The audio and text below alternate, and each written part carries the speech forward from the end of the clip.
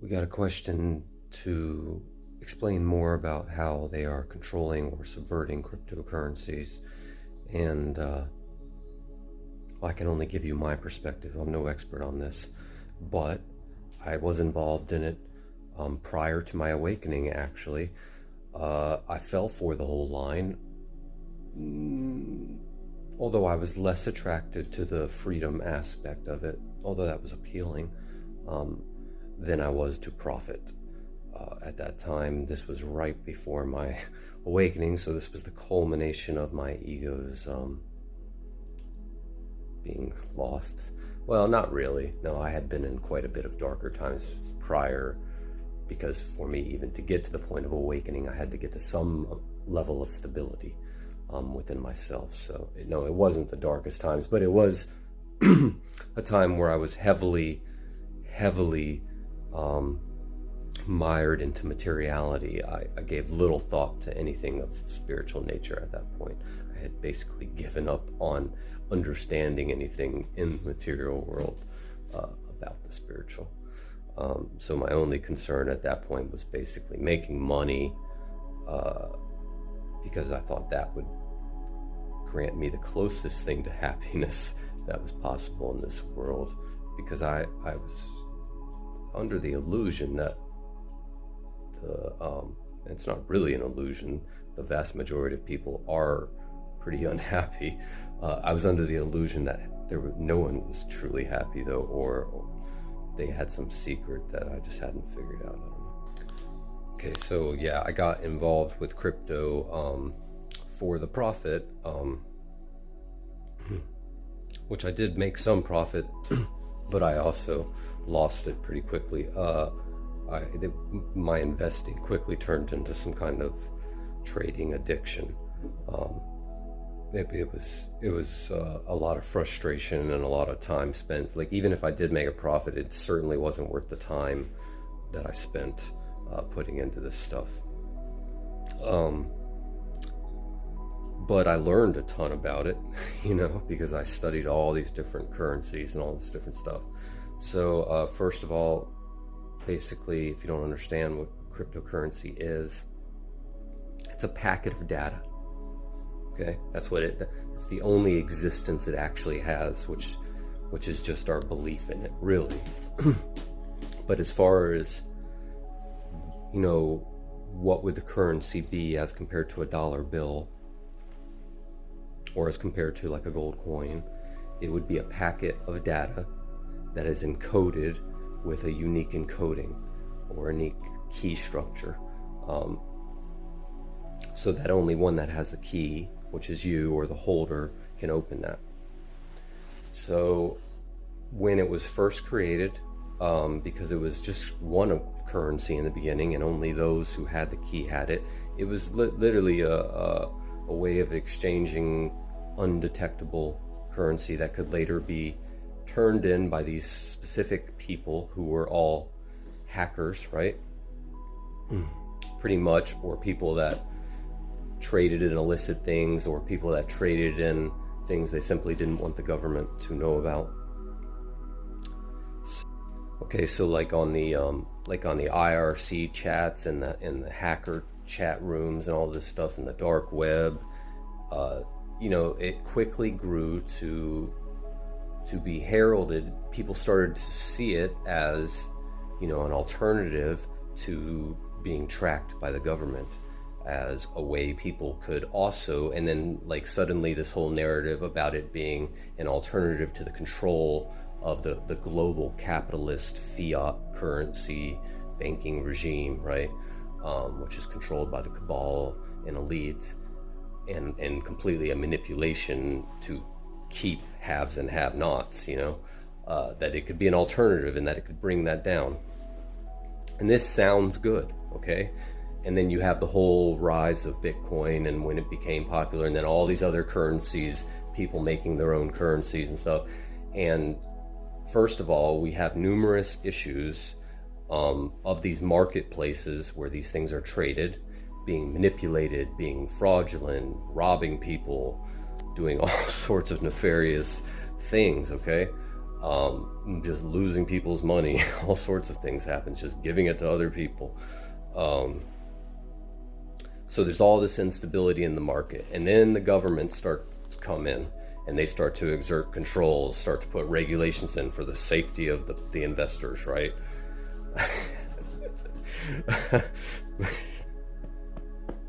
For the safety of the investors, yeah. So and so this, this whole big war develops between the governments and the cryptocurrencies, right? And then all the people who made money with the cryptocurrencies and all the investors, and then all these other people who want to get in on that money thing. They also, a lot of them get involved in the freedom aspect in that whole narrative, and they champion that as the reason why, even though it's really greed. So first of all, we're not going to have any system profit under the light, under the dominion of the light and guidance of the light, that's built on a foundation of greed. So I already knew once I woke up that cryptocurrency was crap, because it's built on a foundation of greed. The whole thing is a cathedral to greed. No, it's not going to be a freedom token. Trust that. You will know them by their fruits. Do not be deceived. So yeah, okay, so now if we look at this whole narrative, and then finally at the end of this, we also have the big money suddenly getting in, and now there's people split, because on the one hand, they want their cryptocurrencies to succeed. It's these same people who are like, freedom, freedom, freedom, freedom, but now they want their cryptocurrency to succeed. They want their freedoms to succeed, so now the banks buy their freedom. And it's subverted. It's corrupted. It's gone. It's gone. It's a sham at that point. Once the banks are getting in and they start to control the blockchains and they start to control the distribution, along with the control of the government now, which we know the governments can completely shut these things down if they want to, which means they can control the price, so along with the banks now, how can there be any doubt this is not in any way serving the stated purpose of its creation? But now I can clearly see that was never the purpose. This thing was created by the cabal, most likely. That's why it just hit the scene,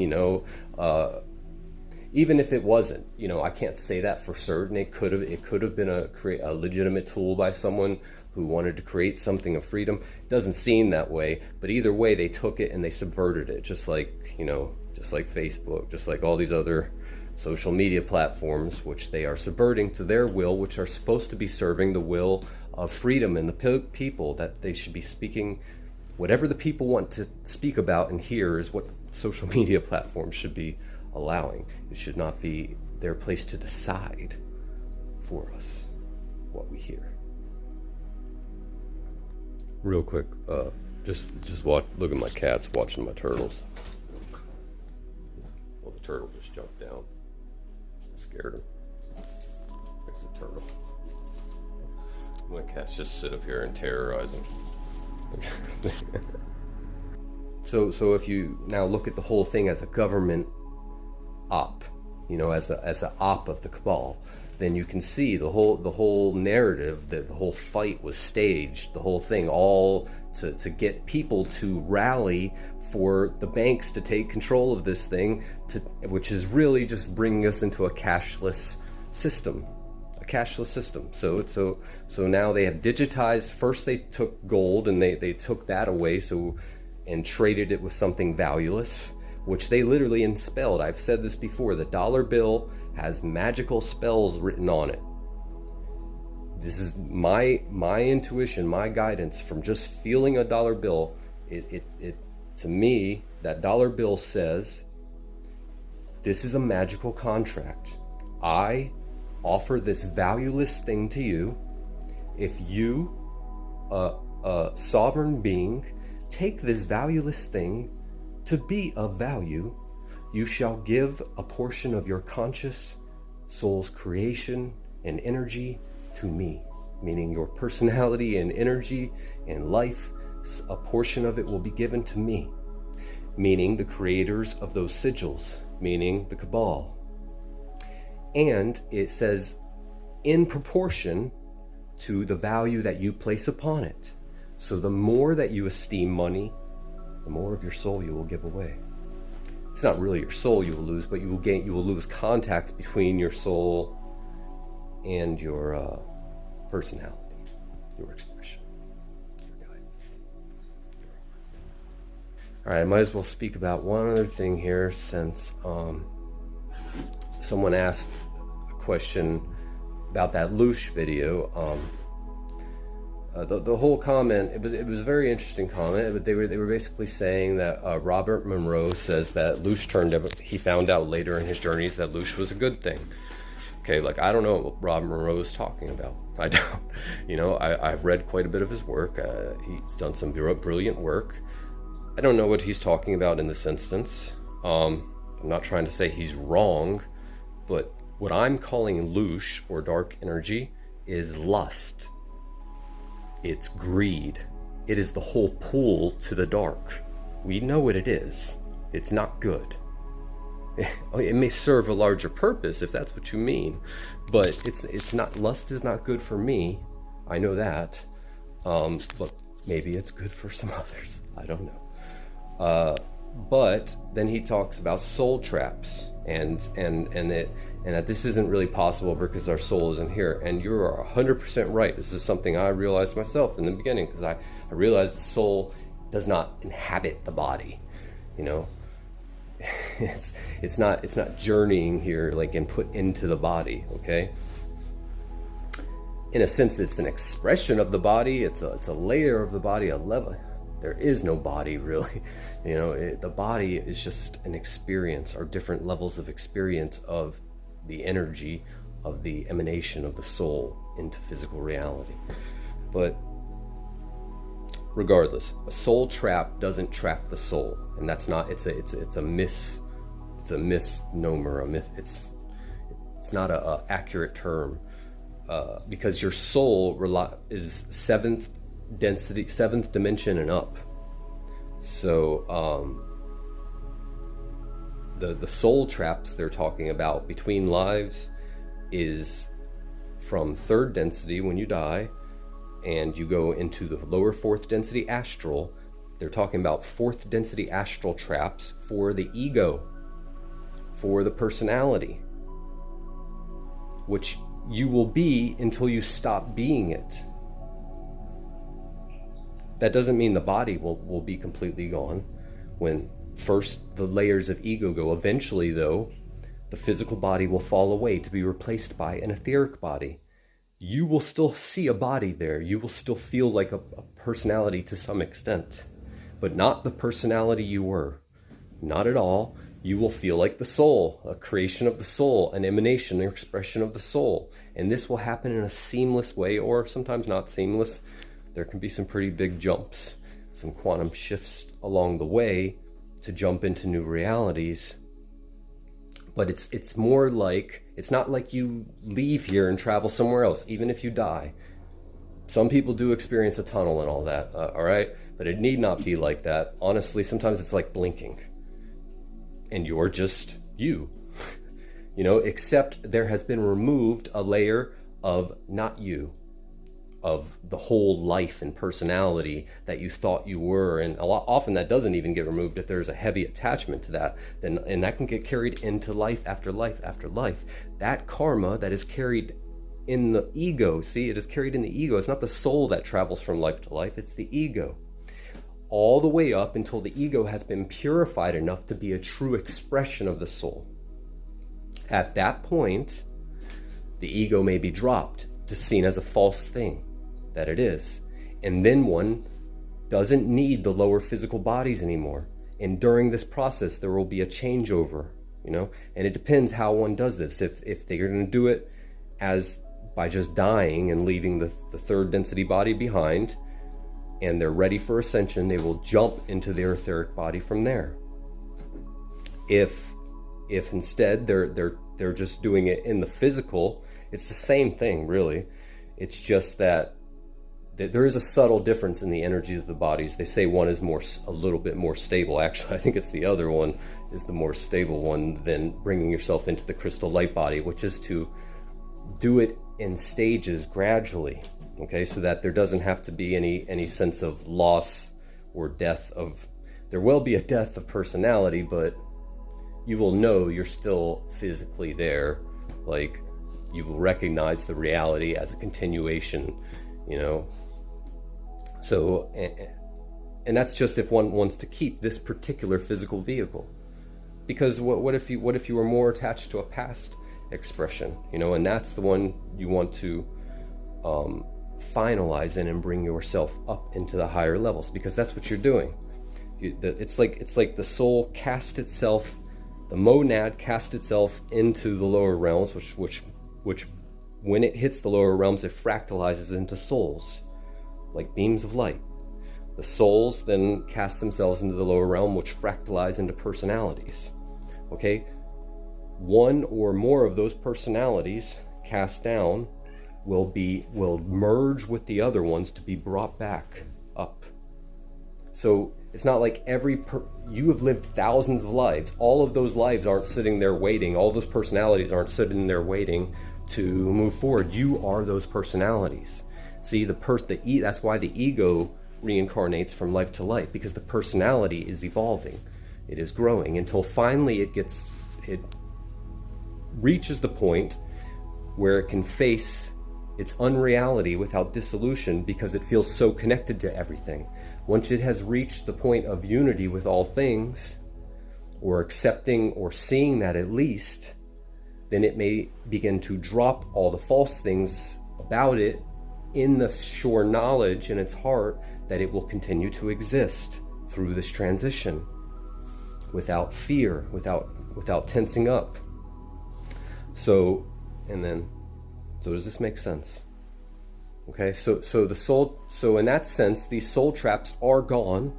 They are certainly gone, because we have already moved up into the lower astral. The lower astral is being disintegrated by us, because the average vibration of humanity right now is around 3.8. You know, that's the whole collective, and that's because of the light workers being, you know, up in the 4.2s, and many of us already being in fourth density. So, and there are some up at the top approaching fifth density, you know.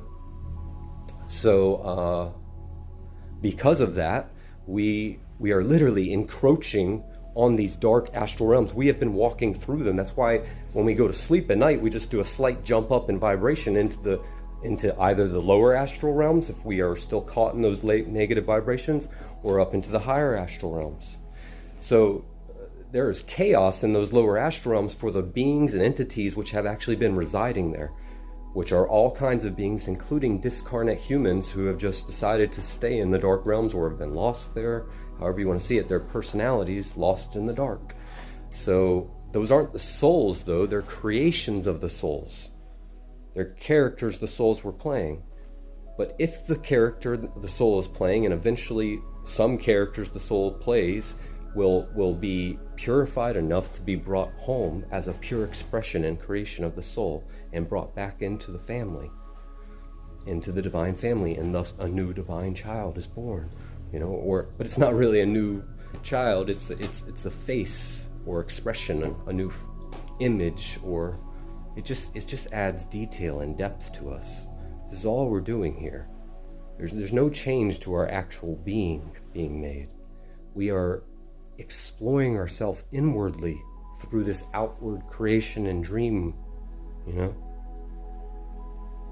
Anyways, I hope that makes sense. Any of it. Love him. To be clear and to make it simple, if you already know yourself to be the soul, if you already identify and feel that connection to your eternal nature, then you have already passed the point of any of these things. You are already on the eternal path. You are already the ascendant personality. Okay? So you are already your soul. You just haven't dropped everything yet. So this has all already happened. We have already taken these journeys through all these lower incarnations. Need be no fear from this point on of us losing our way once we know what we are.